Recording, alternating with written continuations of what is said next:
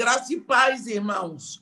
Hoje nós estamos, enfim, concluindo o nosso estudo no livro de Jonas.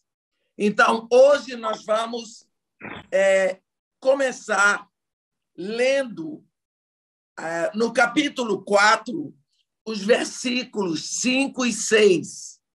Jonas 4, 5 e 6, onde está escrito assim: Então Jonas saiu da cidade e assentou-se ao oriente da mesma, e ali fez uma enramada e repousou debaixo dela à sombra, até ver o que aconteceria à cidade. Então fez o Senhor nascer uma planta que subiu por cima de Jonas, para que fizesse sombra sobre a sua cabeça, a fim de o livrar do seu desconforto. Jonas, pois, se alegrou em extremo por causa da planta. Vamos ver aqui, é o momento em que vemos Jonas numa figura tão patética. Embora ele tenha sido presenteado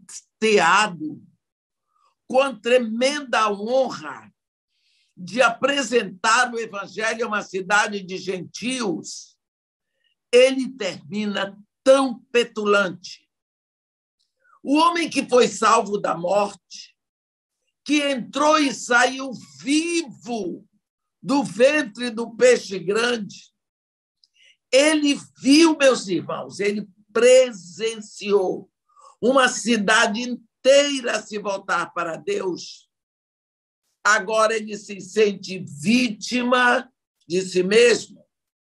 Mas vamos ver ainda que algo agradável vai acontecer. Ele encontra uma sombra para repousar.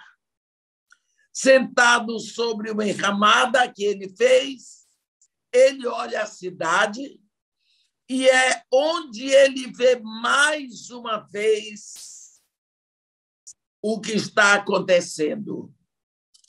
Uma planta que Deus fez nascer miraculosamente subiu imediatamente para cobrir Jonas, para que ele não ficasse no desconforto, trazendo para ele uma sombra maravilhosa. Enfim, ele encontrou algum conforto físico. É tão interessante ver, através da Escritura, como Deus ministra às necessidades físicas de seus servos, enquanto ele procura ensiná-los alguma verdade espiritual. Isso é algo tão surpreendente, mas tão presente. Nós vemos o que Deus fez lá com Elias. Lá em 1 de Reis 19, quando Deus proveu comida e água no tempo em que o profeta passava por uma depressão. Lembra? Ele tinha estado trabalhando demais. Elias surge no capítulo 17 de 1 de Reis. Ele era de Tesbe. Tem uns 15 dias que eu estive lá na cidade onde nasceu Elias. Não é? Elias, o tesbita. Ele surge na Escritura, no capítulo 17, 1 de Reis, no momento de uma decadência espiritual, para não dizer morte espiritual, em Israel. Jezabel tinha casado com Acabe, ela fez um casamento político e ela entrou em Israel com um só desejo. E o desejo dela era implantar o culto a Baal.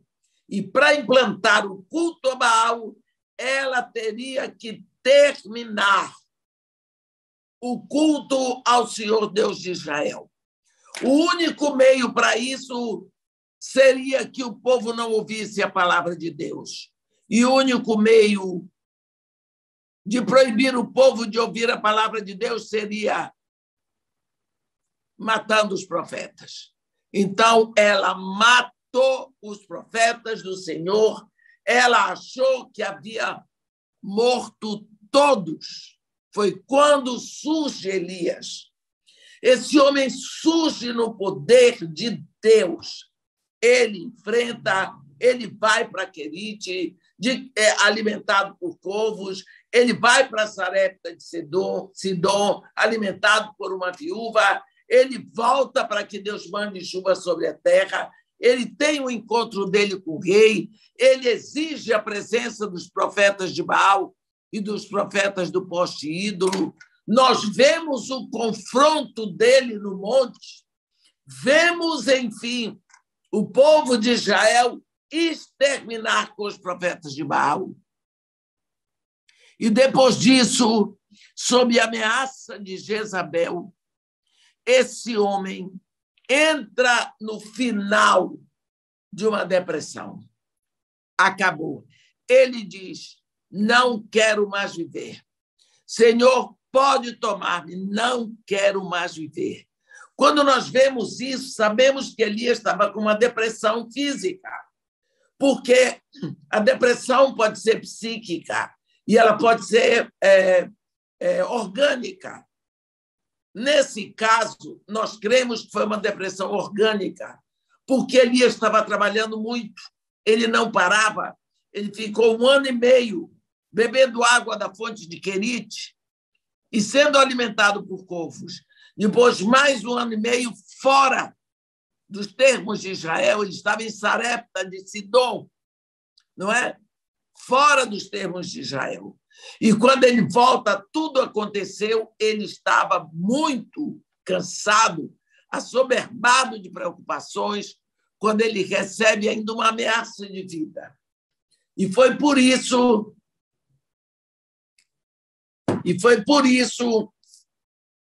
que ele entra nessa depressão. Exausto, a Bíblia diz que ele deitou debaixo de um zimbro e pediu para si a morte.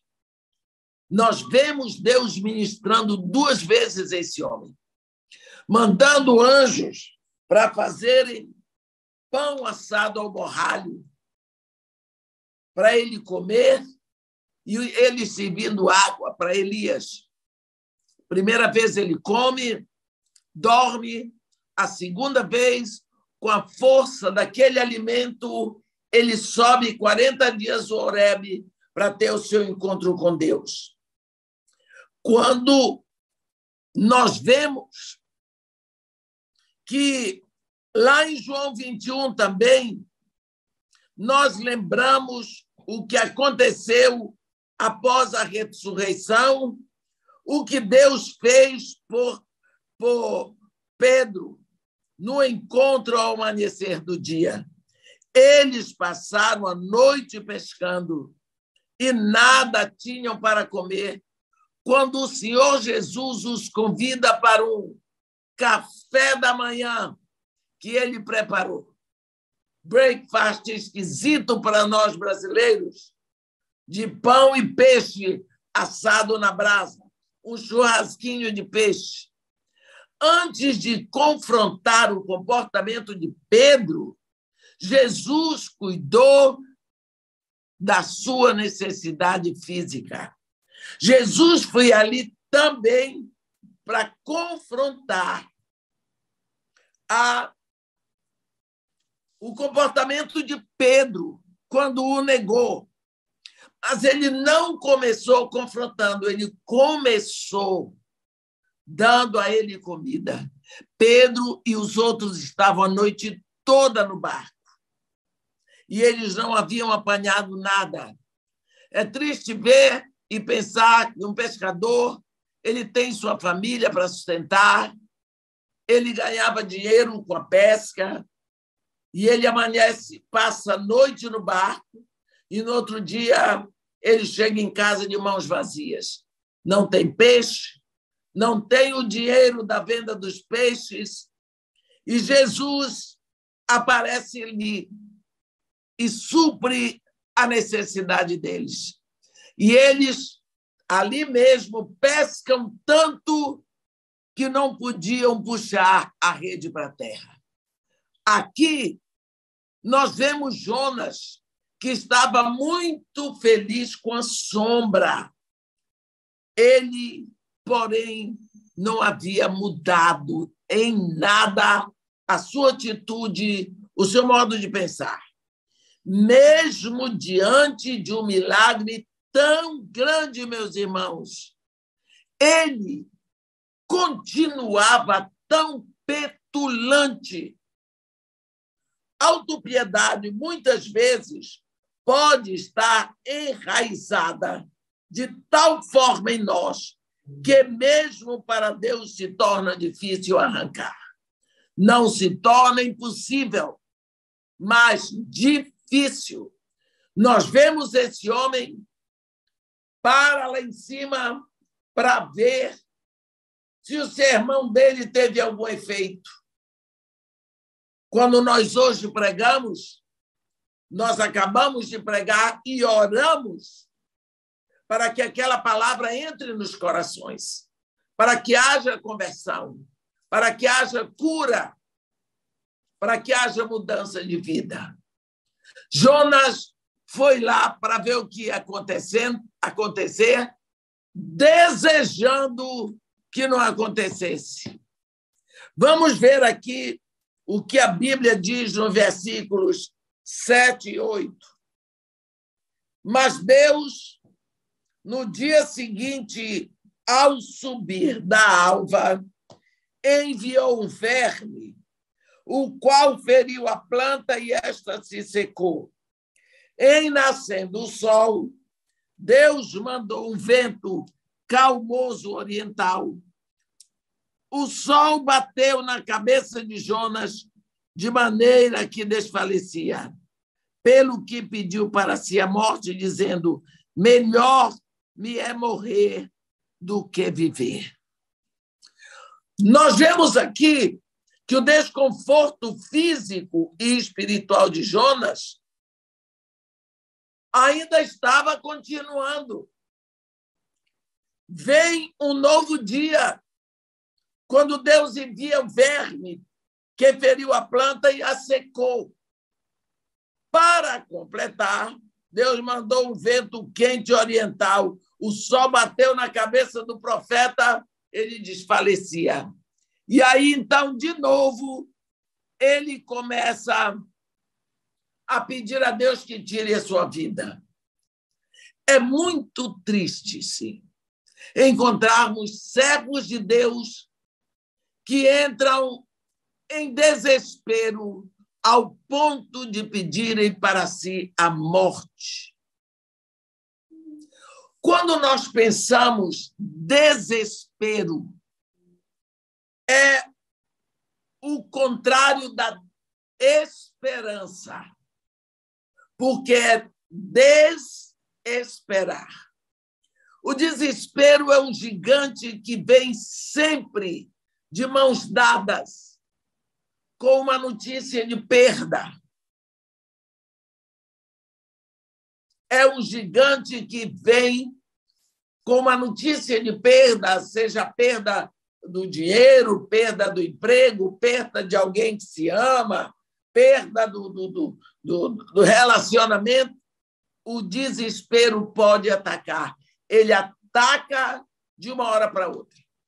Eu conheço a história de um senhor da igreja, a família da igreja, a esposa dele estava com câncer terminal.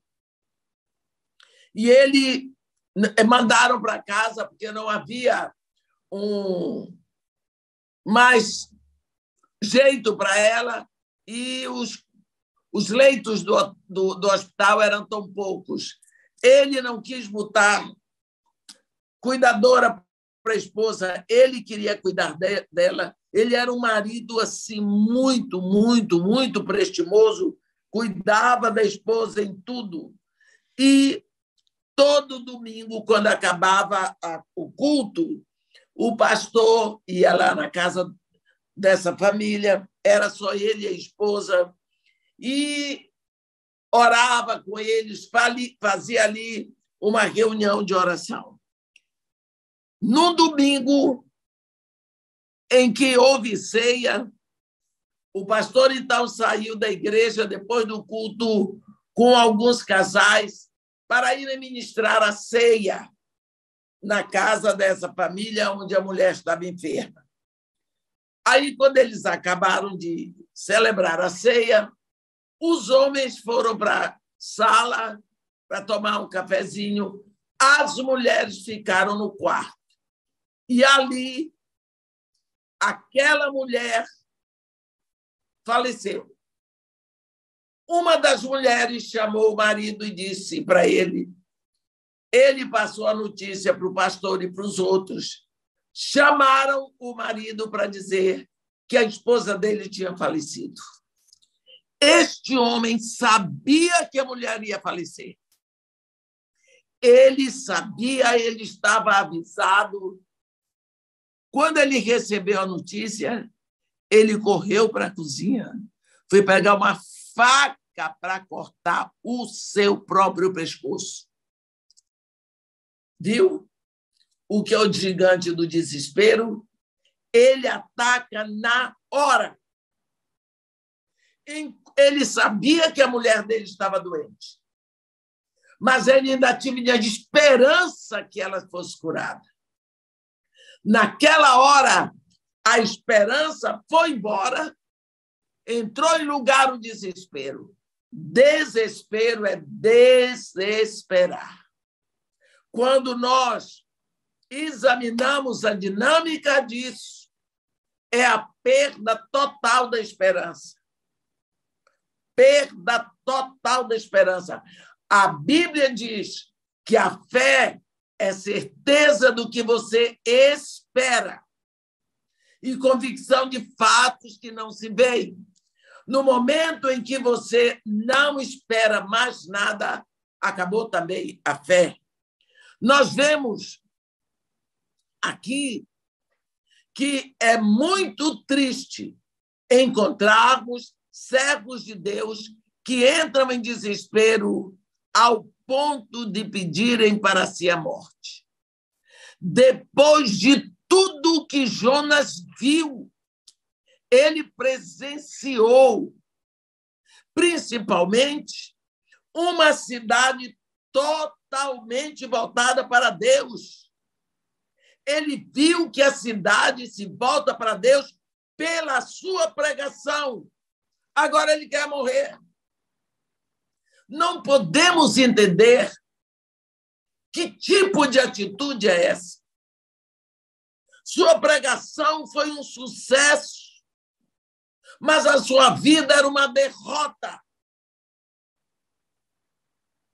Claramente, nós vemos que a ministração física e espiritual de Deus para Jonas não tocou o fundo do coração dele.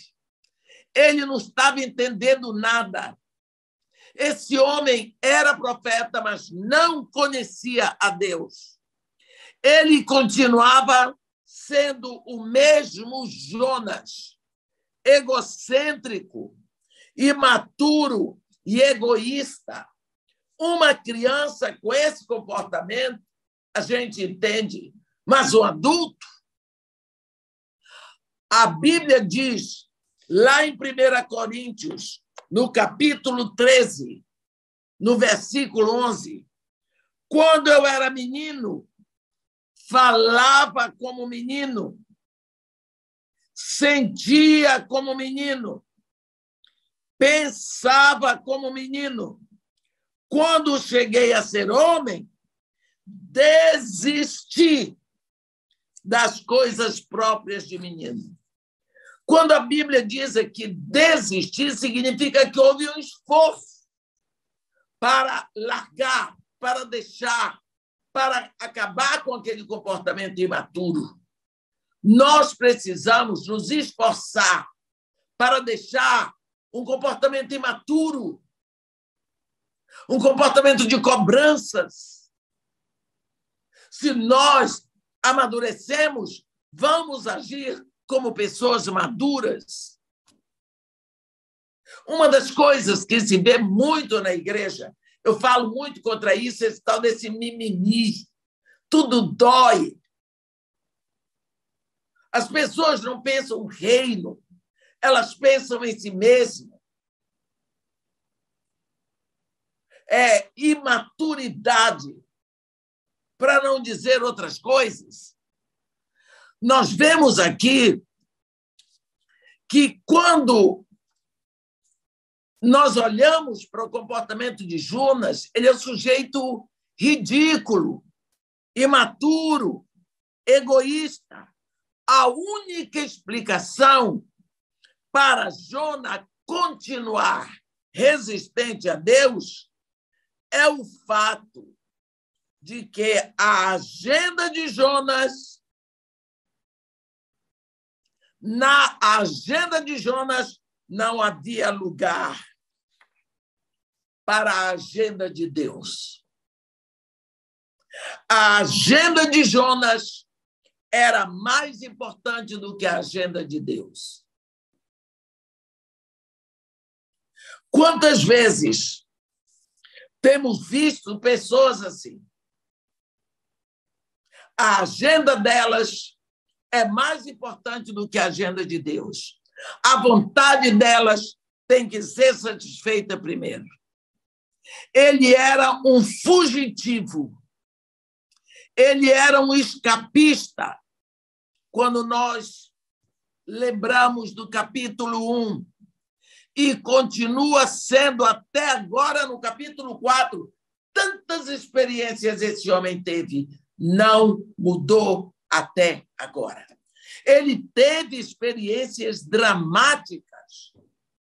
Quando nós nos ressentimos com a disciplina de Deus em nossas vidas e apenas queremos a proeminência que vem do fato de o servirmos, estamos em grande perigo. Deus vai nos disciplinando. Quando andamos com Deus, uma das primeiras coisas que Deus requer de nós é renúncia. Lembramos o que Jesus Cristo disse: quer ser meu discípulo, negue-se a si mesmo. Deixe de lado aquilo que lhe agrada. Tome sua cruz. Ninguém carrega a cruz para dançar. Ninguém carrega a cruz para se divertir. Tome a sua cruz e siga-me. Renúncia. As pessoas querem ter relacionamentos sem renúncia. Isso tem provocado muito divórcio. Não querem renunciar às suas exigências. Não querem renunciar aos seus gostos. Tudo tem que ser como eu quero. E a outra pessoa, como é que fica? Não tem mais direitos. Só tem deveres. Toda semana eu recebo telefonema de pelo menos 4 pessoas com problemas de relacionamento, porque sem renúncia. Problema que ninguém quer renunciar. Ninguém quer mudar, ninguém quer crescer. A outra pessoa tem que ser como eu quero. Quando você encontrou essa pessoa com a qual você casou, ela era adulta. Ela tinha o seu próprio modo de pensar e você tinha o seu. Você mudou? Você não precisa mudar, porque você é perfeito. Mas a outra mudou porque isso é o normal. Então, aí vem o choque. Quando nós nos ressentimos com a disciplina de Deus em nossas vidas, apenas queremos proeminência que vem do fato de servirmos, estaremos em grande perigo. Por quê? Se nós estamos servindo a Deus tanto tempo, vamos ser proeminentes. Eu canso de dizer, eu sou famosa, sou sim, sou famosa. Lógico, eu prego há mais de 40 anos. Eu vou de ônibus, eu vou de carro, eu vou de avião, eu vou até a pé, se for por aqui perto da minha casa. Então, eu me tornei uma pessoa conhecida. Conhecida é famosa. Minha fama vai longe. Se for boa, graças a Deus. Se não for, vergonha para mim. Mas outra coisa é você querer estrelismo. É uma pessoa, como nós gostamos de dizer, estrela. Todo mundo tem que servi-la. A vontade é dela. Ela não existe para servir. Ela quer ser servida, não é? Está errado isso. E nós temos visto tanto isso na igreja. Jonas, ele queria só a proeminência de ser o profeta. Ele queria só o que nós chamamos o ibope. Mas ele não queria obedecer a Deus. A vontade dele tinha que estar em primeiro lugar. Não é? Certamente, nós necessitamos mais advertência do que Jonas se nós estamos com esse comportamento hoje. No versículo 9, a Bíblia diz assim, então perguntou Deus a Jonas, é razoável essa tua ira por causa da planta? Ele respondeu, é razoável a minha ira até a morte. Misericórdia. O homem petulante, malcriado, sem temor de Deus, como nós já vimos. Pela segunda vez, Deus pergunta a Jonas se ele tem direito de estar zangado. Pense você aí, que se sente com direito de estar zangado. Direito. Eu me lembro de uma vez que eu estava subindo o Morro Dona Marta e tinham pintado assim um paredão onde eu sempre estacionava o meu carro. Pintaram assim, caiaram de branco e botaram em letras bem grandes, vermelhas, artigo não sei o que, dos direitos humanos. E escreveram ali o artigo que eles queriam, tudo bem escritinho. Eu estacionei o carro antes, porque os meninos estavam todos assim, do outro lado, lendo, achando bonito, e seguramente eles queriam ver a minha reação.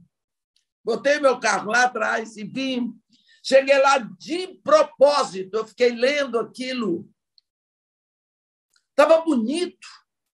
Aquele paredão branco, aquelas letras vermelhas, tinha até aspas. Eu disse, gente, quem foi que pintou isso aqui? Quem foi que fez? Que beleza! Ah,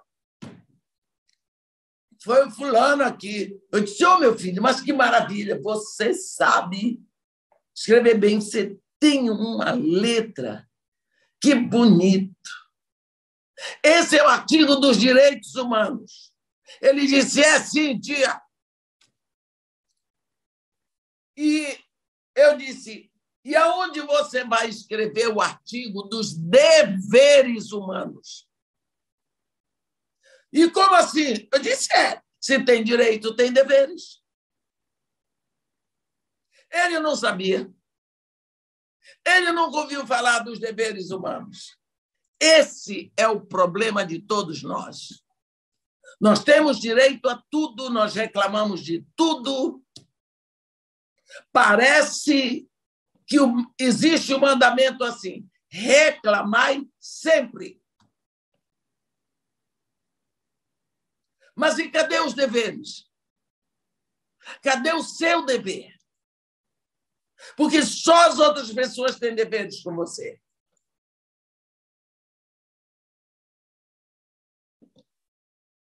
Aqui nós vemos Jonas. Nós vemos que, pela segunda vez, Deus pergunta a Jonas se ele tem direito de estar zangado. Desta vez, a raiva dele já não tem nenhuma conexão com Nínive. Não tem nada a ver mais com o fato dele ter se frustrado porque Nínive estava convertida. A raiva dele tem conexão com a planta que murchou e secou. Que sujeito! Tudo tinha que ser do jeito que ele gostava. Argumentar a respeito de coisas com Deus não é incomum na Bíblia, mas vemos aqui a paciência de Deus com o profeta. Esse Deus que ouve e explica, como Jesus explicou para Ananias em Atos 9. É bonito a gente ver como Deus explica. Nós vemos aquele momento lá em Atos 9, quando a Bíblia diz havia em Damasco um servo, um discípulo chamado Ananias, e Jesus foi lá e disse para ele: olha, Ananias, dispõe-te e vai à rua, se chama direito, procura, entra na casa de Judas, procura por Saulo, chamado de Tarso, porque ele está orando e viu um homem entrar e pôr as mãos sobre ele para que restaure a visão. Esse rapaz, Jesus falou isso tudo para ele numa visão. Esse rapaz disse: o quê, senhor? O senhor não conhece esse homem. O senhor não sabe quem é esse homem. Eu sei. O senhor sabe o que ele fez com os seus santos em Jerusalém? O senhor sabia que foi ele que conduziu ao apedrejamento de Estevão? Foi ele que provocou a diáspora da igreja? O senhor sabe o que ele veio fazer aqui? Eu sei. Ele pediu carta para o sumo sacerdote, para as autoridades, para vir para cá. Sabe o que ele veio fazer? Ele veio para esse encontro discípulo seu para levar preso para Jerusalém.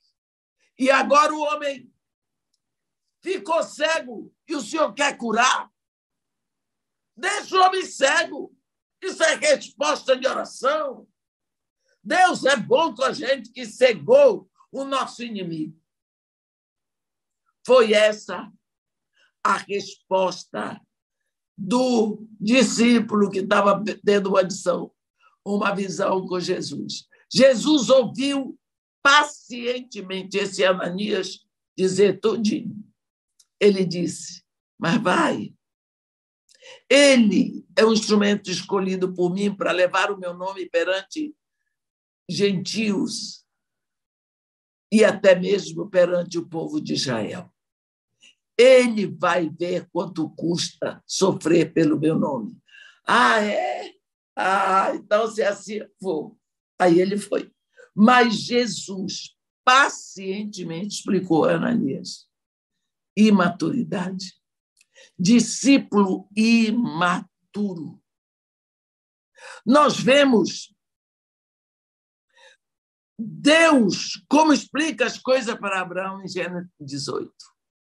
Lá em Gênesis 18 é tão engraçado como Deus vai explicando tudo. Aqui, você lembra daquela situação de Deus com Abraão?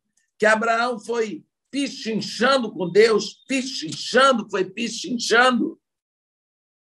Quando Deus anuncia, explica para ele a destruição de Sodoma, ele foi, e se tiver 50, e se tiver 45, e 40, e 30, e 20, e 10. E Deus foi fazendo. E Deus foi fazendo.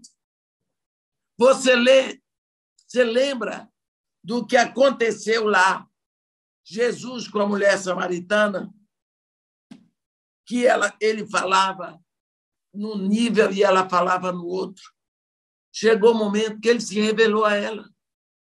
Ele abriu a identidade dele para aquela mulher. Ele disse, sou eu que estou falando contigo. Eu sou o Cristo. Ele abriu para ela. Essa era uma identidade que ele tinha dito para os discípulos dele, não falado nem para ninguém. Lá em Mateus 16, quando eles estavam em Cesareia de Filipe, ele vem em João 4 e ele abre a identidade dele para aquela mulher.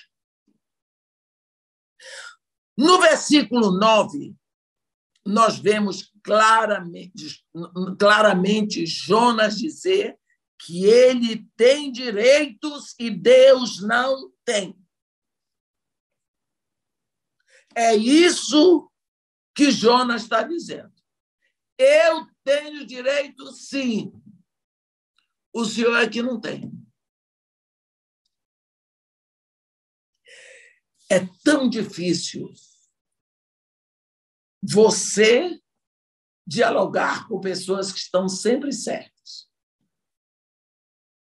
Cansa, irrita. Essa é uma das armas que Satanás usa para tirar a paz de um servo de Deus.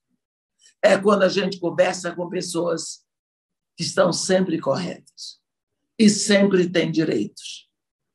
Elas irritam, elas tiram a paz, elas dão dor de cabeça e sobe uma dor no coração da gente.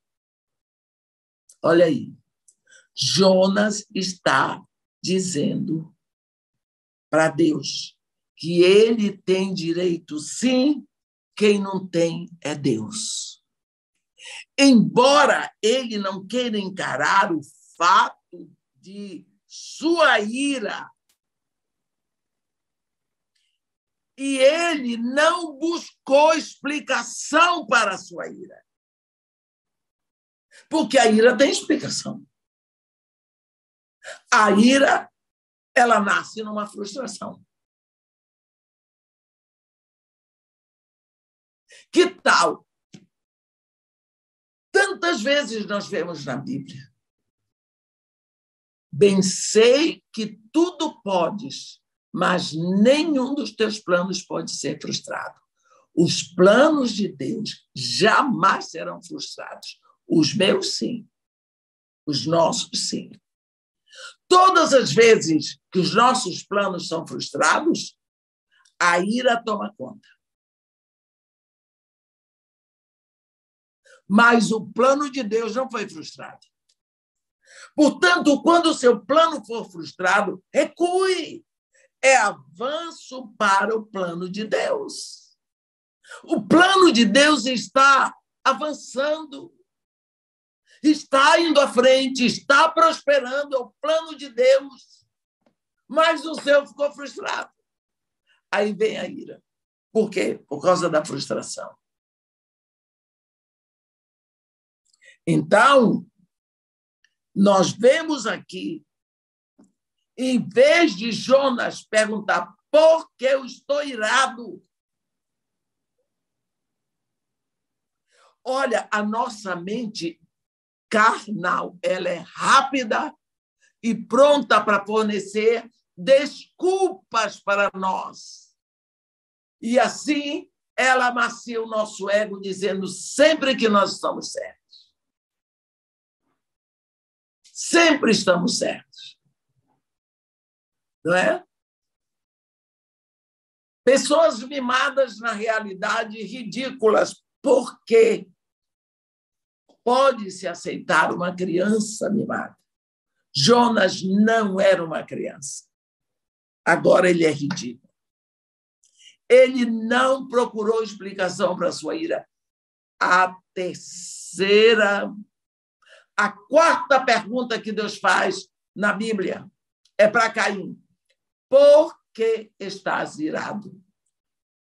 Caim está virado ao ponto de planejar a morte do seu irmão. Deus perguntou para ele por quê. Deus sabia, porque Deus sempre sabe as respostas. Mas ele disse para Caim procurar. É mesmo, por que eu estou irado? Por quê? Porque eu estou irado.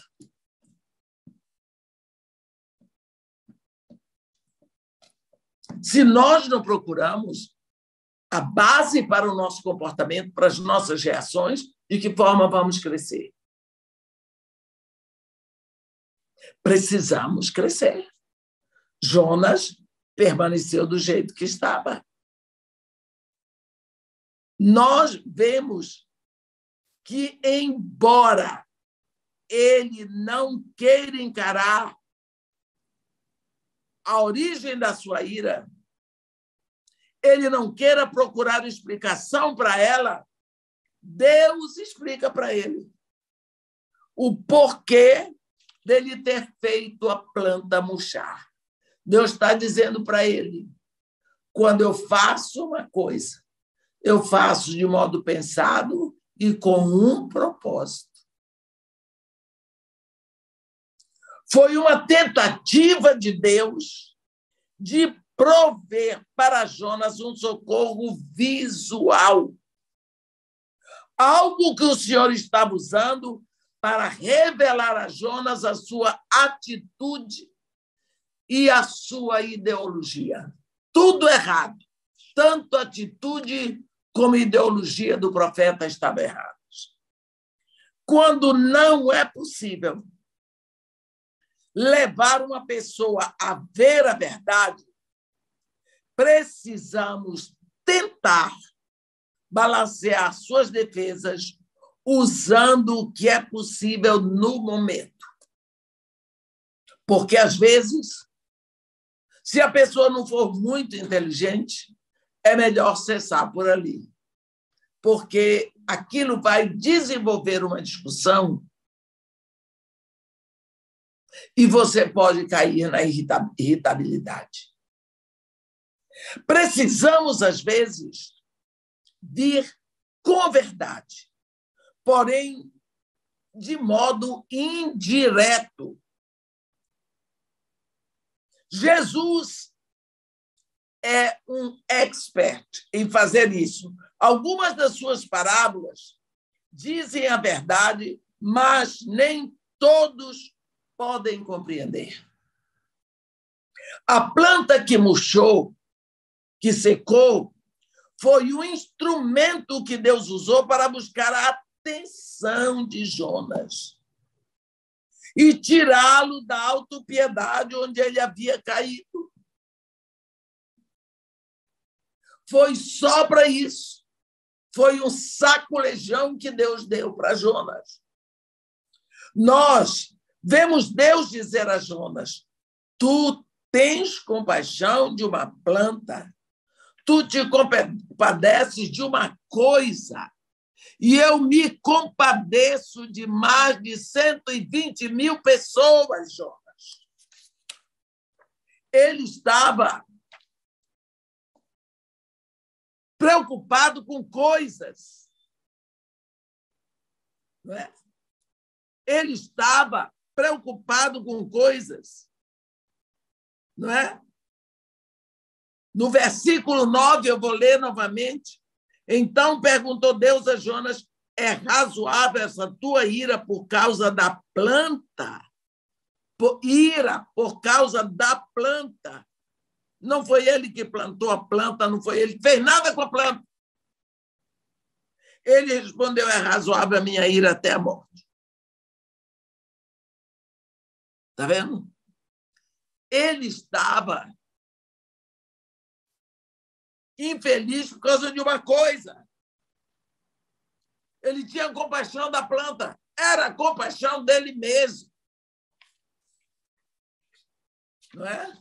Jonas estava com pena da planta. Algo que hoje está aqui e amanhã já desapareceu.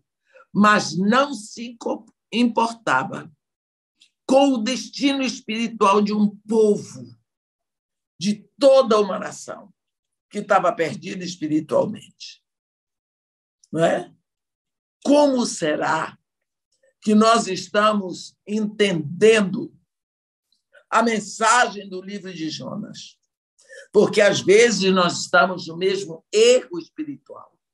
Não nos preocupamos com o destino espiritual das pessoas. Você que se importa mais com animais do que com pessoas. O seu animal tem que ter até plano de saúde. A ração dele tem que ser comprada com antecedência. Pessoas vêm buscá-lo e vêm trazê-lo para ele poder tomar banho. Isso tudo é dinheiro. Você tem orado para Deus lhe dar mais dinheiro? Enquanto você sai na rua, quantas crianças estão com fome? Quantas pessoas estão com fome? Quantas pessoas estão contando o tostão para comprar um remédio na farmácia? Deus tem compaixão de pessoas. Eu não estou dizendo para você desprezar os animais. Se você tem, cuide. Mas tome muito cuidado com os seus limites. Que tal pensar no destino espiritual das pessoas? Quantas vezes você olhou para as pessoas pensando no destino espiritual delas? Deus soprou vida no homem. Ele soprou a eternidade no homem. Mas ele não soprou a eternidade no animal. Lá, quando você vê Gênesis, no capítulo 1, eu vou ler para você, eu faço questão, porque já tem aí gente pensando que eu não gosto de animal. Gênesis 1, 24 e 25 está escrito: diz também Deus, produza a terra seres viventes conforme a sua espécie, animais domésticos, répteis e animais selváticos, segundo a sua espécie, assim se fez. E fez Deus os animais selváticos, segundo a sua espécie, e os animais domésticos, conforme a sua espécie, e todos os répteis da terra, conforme a sua espécie. E viu Deus que isso era bom. Então, Deus, ele fez os animais, fez a terra produzir animais, mas ele não soprou fôlego de vida em animal. Ele não soprou o interior dele em animal nenhum. Para você que está muito impressionado em salvar os animais. Deus chamou da terra, não tocou com as mãos, não os desenhou, não soprou neles o seu interior. Cuidado com a sua atitude quando se trata de animais de estimação. Parece que, mesmo após Deus ter chamado a atenção para a distinção entre o que acaba aqui e o que tem continuidade eterna, Jonas não demonstrou sinal de entendimento do ponto de vista de Deus. Deus estava dizendo para Jonas: Jonas, você não se importa com vidas, você se importa com coisas, desde que sejam para o seu conforto. Deus estava mostrando para Jonas os limites das coisas que estão aqui e das coisas que são eternas. Deus estava mostrando para Jonas as coisas espirituais, as coisas materiais. Animais, a terra produziu e eles ficam aqui. Jonas, eu tenho compaixão das vidas que tu não tens. Queres morrer por causa de uma planta? Não é? Olha, quantas vezes nós somos tão egoístas que nós não podemos entender o mínimo dessas coisas.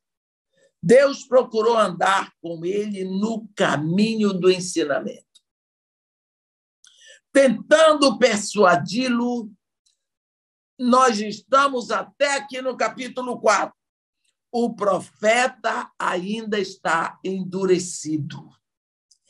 Ele vai brigar pelo direito de alguém dizer não, mesmo estando errado até o fim. Ele está errado, mas ele quer continuar no erro. Eu vou ler o que está escrito no versículo 10 e 11. Tornou o Senhor, tens compaixão da planta que te não custou trabalho, a qual não fizeste crescer, que numa noite nasceu e na outra noite pereceu. E não hei de eu ter compaixão da grande cidade de Nínive, em que há mais de 120.000 pessoas que não sabem discernir entre a mão direita e a mão esquerda, e também muitos animais. Olhe bem. A história de Jonas, ela tem um final assim muito próprio, porque ela termina com uma pergunta.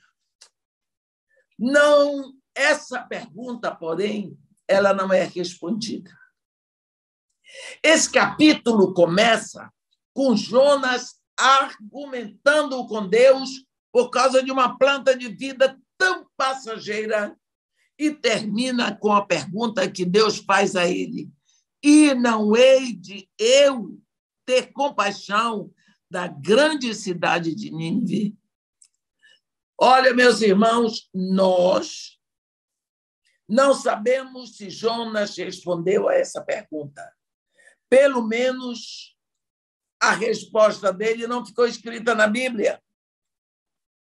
Seria tão bom sabermos se, enfim, Jonas terminou sua malcriação com Deus, se ele desceu para a cidade e foi ministrar para os ninivitas, ou se ele retornou para Jope procurando outro destino. Por que será que o autor do livro de Jonas não nos deixou saber isso? Alguns acham que parte do livro da profecia de Jonas foi perdida.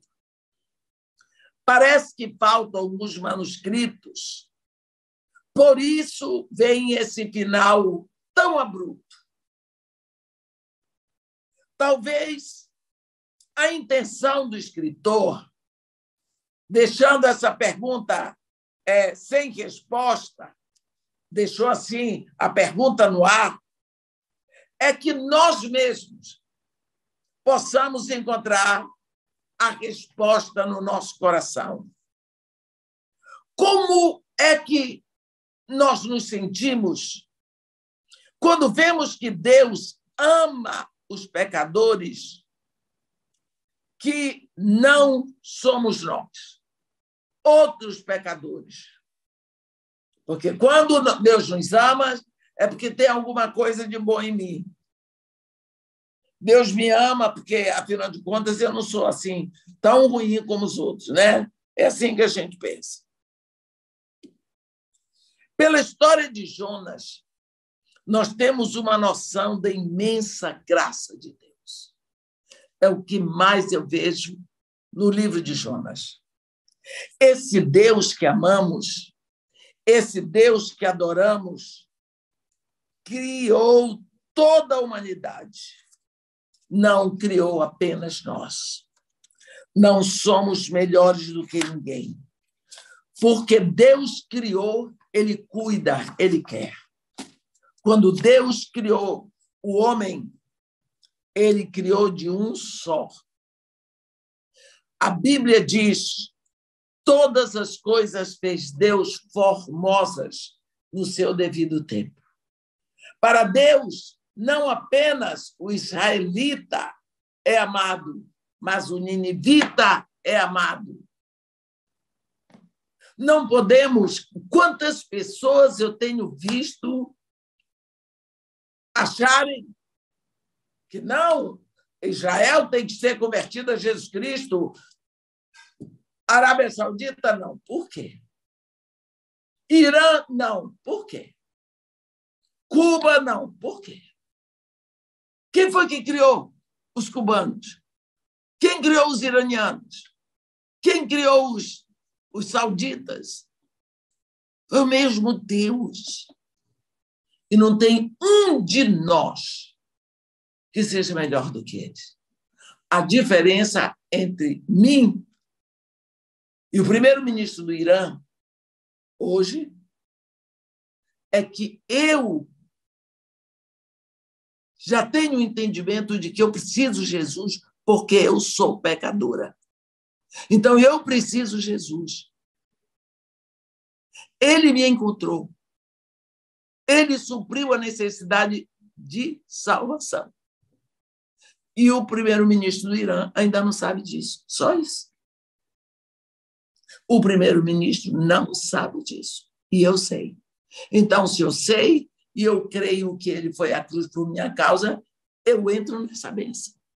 Mas até para isso eu precisei e preciso da misericórdia de Deus. O livro de Jonas nos ensina sobre essa graça. Independente da má vontade de alguém, Deus vai alcançar. Deus vai estender a mão. Deus vai suprir. Deus vai dar oportunidade. Saiba que você encontrou, Deus derramou oportunidade para você e para mim. Amém? Que Deus nos abençoe e nos guarde.